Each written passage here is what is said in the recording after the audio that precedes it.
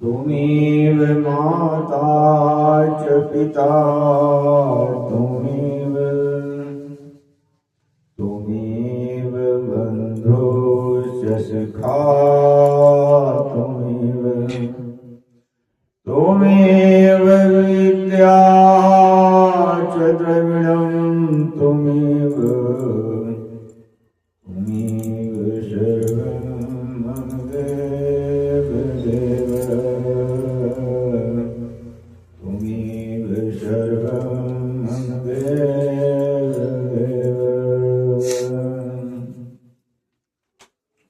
बोलिए सच्चिदानंद भगवान की जय हो। भगवान से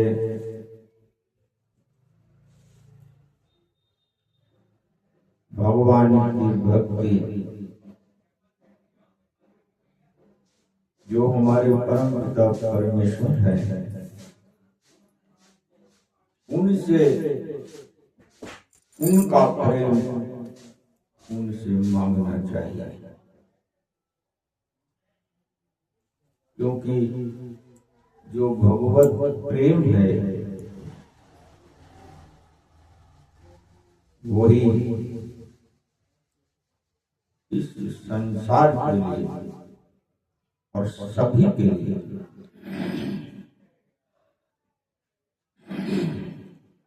सबसे ज्यादा उपयोगी। जितने पदार्थ हैं संसार में, जितने पदार्थ हैं,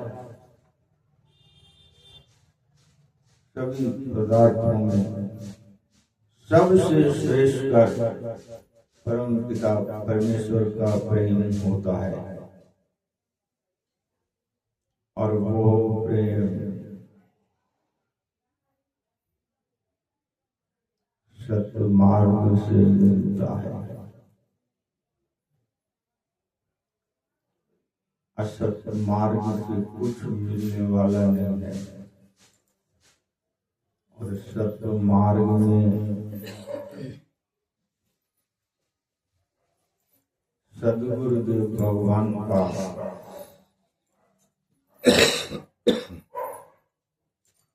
मार्गदर्शन और उनकी कृपा अत्यंत आवश्यक होती है। इसलिए वेद शास्त्र पुराण सबने कहा है, और दोनों हाथ ऊपर उठा के कहा है कि गुरु बिनु भवनिधि तरई न कोई, जो विरंच शंकर सम होई। गुरु बिनु भवनिधि तरई न कोई, जो विरंच शंकर सम होई।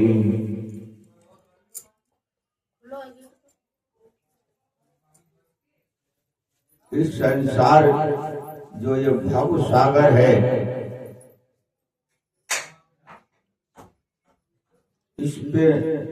इसमें न तो कोई तैर सकता है और न इस भव सागर से कोई पार हो सकता है।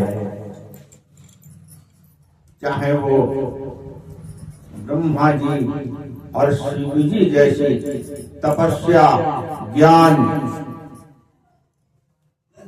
कुछ भी प्राप्त कर ले, सद्गुरु के बगैर न इस संसार में सुखी रह सकता है। तरई का मतलब यही होता है कि जो इस जीव को दुख देने वाला है, काल कर्म स्वभाव, ये इस जीव को दुख देने वाला है, क्योंकि दुख यहीं से मिलता है। जो ये कर्म करके आया है उसका भोग मिलता है, वो दुख भी देता है और सुख दिखता है, होता दुख ही है।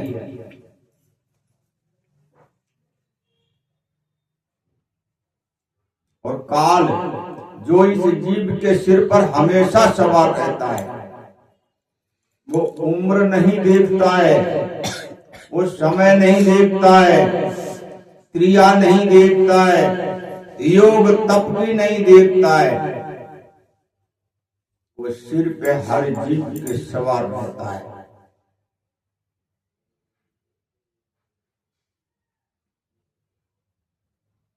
इसी से तो ये जीव दुखी होता है। मद, मोह, ये सब दुख के कारण है। और इन्हीं में रहता है। जब ये सद्गुरु की शरण में जाता है, तब ये सारे दुख समाप्त हो जाते हैं और ये परम सुखी हो जाता है। उसको कहते हैं तैरना। इस भवसागर में रहते हुए संसार में सभी लोग हैं, छोटे से लेके बड़े तक, बड़े से लेके छोटे तक। संसार में रहते हुए किसी से मोह न हो, किसी भी संपत्ति का, वस्तु का अभिमान न हो, किसी भी स्थिति में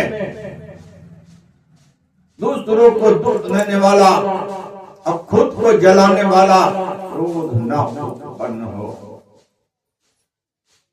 इस सद्गुरु की शरण में मिलता है, जिससे यह जीव सदा सुखी रहता है।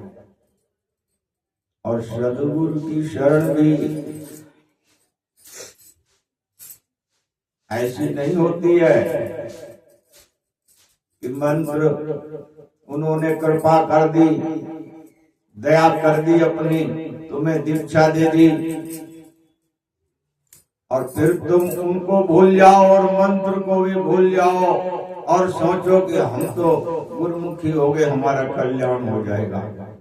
इस भूल में मत रहना। सद्गुरुदेव का एक एक वचन अगर तुम मानते हो अपने जीवन से, तब सुख का मार्ग होता है। और इस भव सागर में रहते हुए वो तुमेव माता च पिता तुमेव बंधुश्च सखा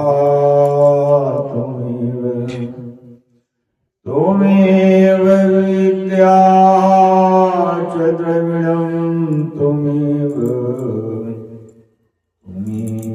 सर्वं मम देव देव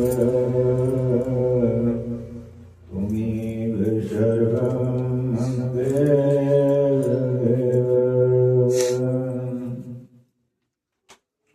बोलिए सच्चिदानंद भगवान की जय हो। भगवान से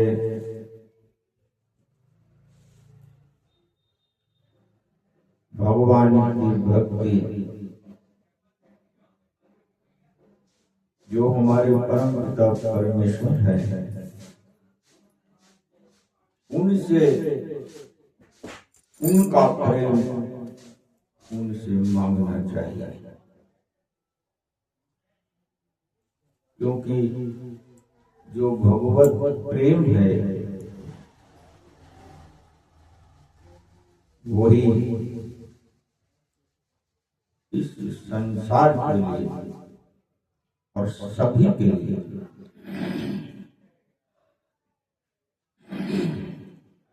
सबसे ज्यादा उपयोगी।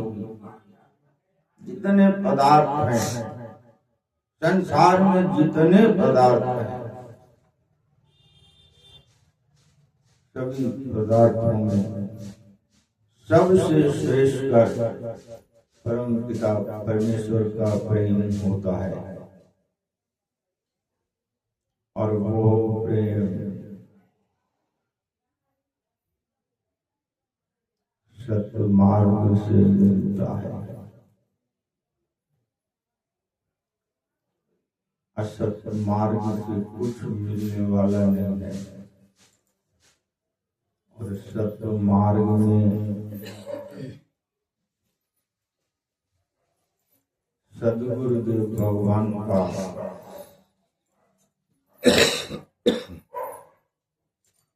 मार्गदर्शन और उनकी कृपा अत्यंत आवश्यक होती है। इसलिए वेद शास्त्र पुराण सबने कहा है, और दोनों हाथ ऊपर उठा के कहा है कि गुरु बिनु भवनिधि तरई न कोई, जो विरंच शंकर संग होई। गुरु बिनु भवनिधि तरई न कोई, जो विरंच शंकर संग होई।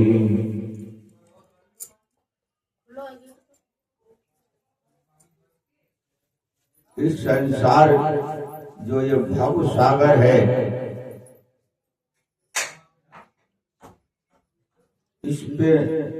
इसमें न तो कोई तैर सकता है और न इस भव सागर से कोई पार हो सकता है। चाहे वो ब्रह्मा जी और शिव जी जैसी तपस्या ज्ञान कुछ भी प्राप्त कर ले, सदगुरु के बगैर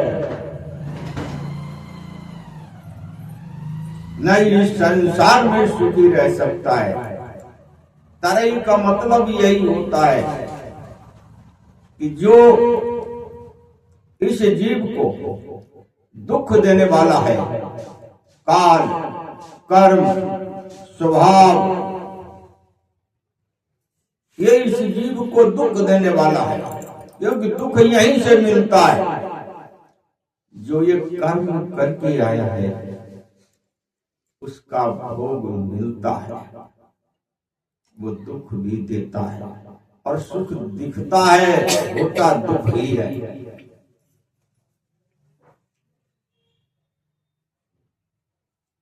और काल जो इस जीव के सिर पर हमेशा सवार रहता है, वो उम्र नहीं देखता है, वो समय नहीं देखता है, क्रिया नहीं देखता है, योग तप भी नहीं देखता है, वो सिर पे हर जीव के सवार रहता है।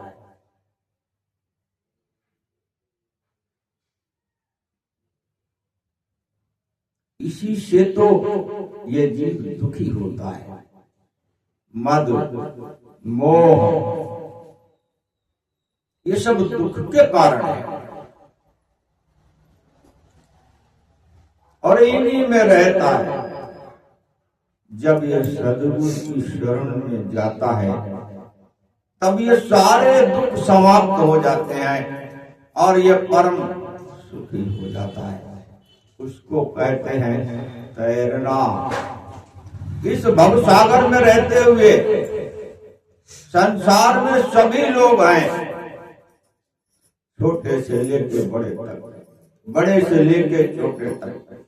संसार में रहते हुए किसी से मोह न हो, किसी भी संपत्ति का, वस्तु का अभिमान न हो, किसी भी स्थिति में दूसरों को दुख देने वाला और खुद को जलाने वाला क्रोध न उत्पन्न हो। इस सदगुरु की शरण में मिलता है, जिससे ये जीव सदा सुखी रहता है। और सदगुरु की शरण भी ऐसी नहीं होती है कि मंत्र उन्होंने कृपा कर दी, दया कर दी, अपनी तुम्हें दीक्षा दे दी और फिर तुम उनको भूल जाओ और मंत्र को भी भूल जाओ और सोचो कि हम तो गुरुमुखी हो गए, हमारा कल्याण हो जाएगा। इस भूल में मत रहना। सदगुरुदेव का एक एक वचन अगर तुम मानते हो अपने जीवन से, तब सुख का मार्ग होता है। और इस भव सागर में रहते हुए वो ऐसा डूबता नहीं है, तैरता रहता है। किसी के भी प्रति न मोह उत्पन्न होगा, न क्रोध उत्पन्न होगा, न ईर्ष्या उत्पन्न होगी, न लोभ उत्पन्न होगा। क्योंकि ये दुख के कारण इस जीव को दुख ही देते हैं, तुरंत दुख देते हैं। और इनसे किए हुए कर्मों का फल ये जीव बहुत ज्यादा दुख पाता है जाके। ये सब समाप्त हो जाता है सद्गुरु की शरण में।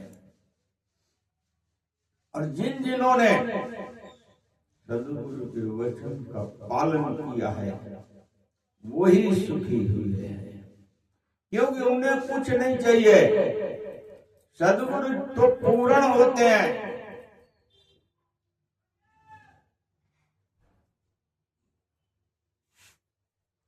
उनको संसार की कोई वस्तु नहीं चाहिए और आध्यात्मिक भी कुछ नहीं चाहिए।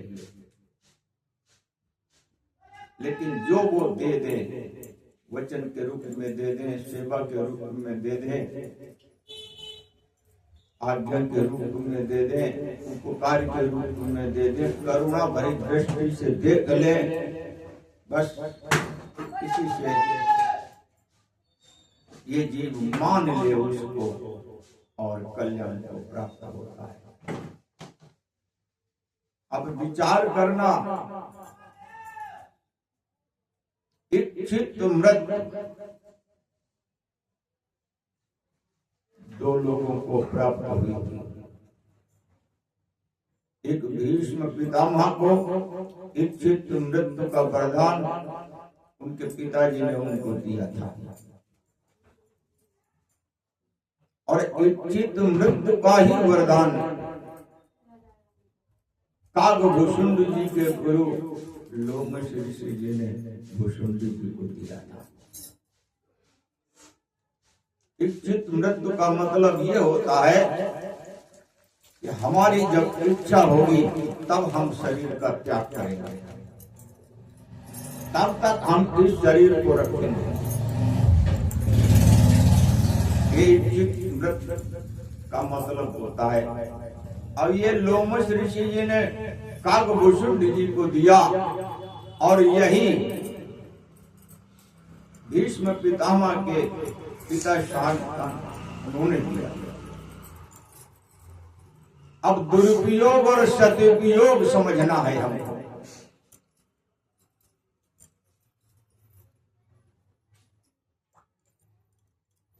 इच्छित मृत्यु जब लोमश ऋषि जी ने कागभूषुंड जी को दी तो इन्होंने प्रसाद भगवान का समझ के ग्रहण किया। उसका परिणाम क्या हुआ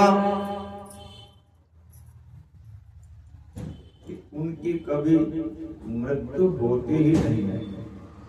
निरंतर भगवान का ही स्मरण करते हैं, भगवान को ही प्रणाम करते हैं, भगवान के लिए ही यज्ञ और जप करते हैं, और भगवान की ही कथा करते हैं। क्योंकि सुख तो भगवान के पास है, इस संसार में सुख नहीं है। इसकी तो इतनी क्रिया है कि प्रेम भगवान से करो, ईश्वर से करो, और कर्तव्य परायणता के कर्म संसार के करो। तुम्हारे पास दुख का लेश मात्र भी नहीं पहुंच सकता।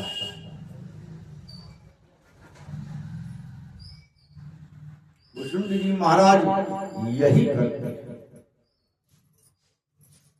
वो अमर है।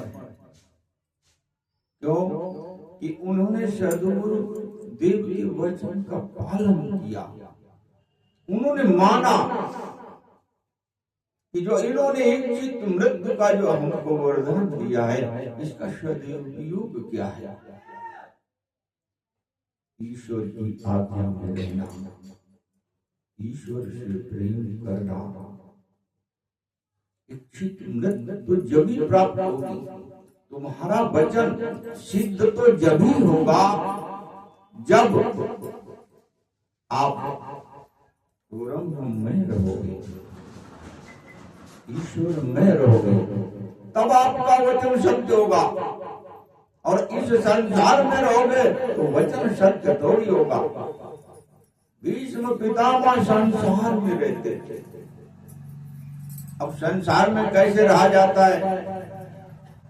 संसार में भगवान कृष्ण ने भीष्म पितामह से कहा था, तुम युद्ध से निकल जाओ तो हो सकता है युद्ध टल जाए। इन्होंने भगवान की बात को अस्वीकार कर दिया, तो वो इच्छित मृत्यु का वरदान कैसे काम करेगा? इच्छित मृत्यु का ये मतलब नहीं है कि तुम अपनी इच्छा से तुम 6 महीने तक बाणों की सैया पे रहो और फिर अपनी इच्छा से मृत्यु को प्राप्त करो। यही इच्छित मृत्यु का नहीं मतलब है। इच्छित मृत्यु का मतलब यह है, जब तुम अपनी इच्छा से शरीर छोड़ो तो क्यों न भगवान की हमेशा स्मरण में रहो, जो तुम्हारा अपना ही स्वरूप है और तुम उनके संतान हो। तो क्यों न तुम उनके चरणों में रहते हुए जीवन को व्यतीत करो, जब तुमको ये सब कुछ प्राप्त हो गया है। हमेशा भगवान, क्यों? यही संसार भगवान परम पूजनीय हनुमान जी से मिले पहली बार, तो क्या कहे? सो अनन्य जाके असी मत न डरे हनुमान, मैं सेवक सचराचर रूप स्वामी भगवंत। वो मेरा अनन्य भक्त है जो हर किसी में मुझे स्वामी के रूप में देखता है। वो मेरा अनन्य भक्त है, हर जीव में, हर प्राणी में, हर जगह जो मुझे अपने स्वामी के रूप में देखता है, वो मेरा अनन्य भक्त है। हनुमान जी को उपदेश भगवान ने इतना ही दिया, उन्होंने अपने जीवन में काज किया।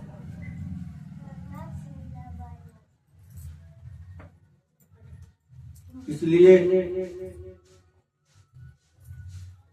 और सद्गुरुदेव का भी भीष्म पितामह ने वचनों को नहीं माना था, तब दुख मिला। क्योंकि सद्गुरु वचन, ईश्वर वचन और धर्म परायण यही तो सुख देता है और यही मुक्ति देता है। और इसी से यह जीव इस भव सागर से हमेशा तैरता रहता है, कभी भी डूबता नहीं। एक इस शरीर में रहते हुए मुक्त होकर के इस जीवन को व्यतीत करे, एक ये प्रक्रिया होती है। और दूसरी विदेह है, इस शरीर को छोड़ करके और फिर मुक्त हो जाए।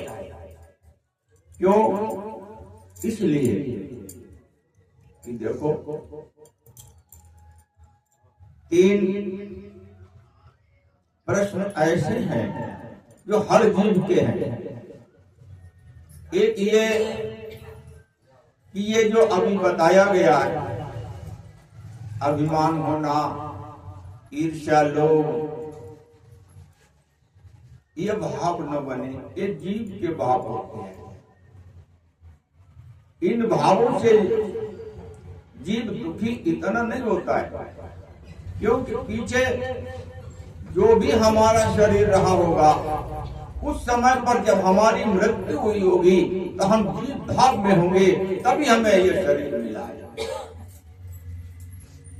और जीव भाव ही है काम के, क्रोध के, लोभ के, ईर्ष्या के, अभिमान के, द्वेष के, इन्हीं भावों में ये जीव रहते हुए जब भी शरीर छोड़ेगा तब इसको शरीर जरूर मिलता है।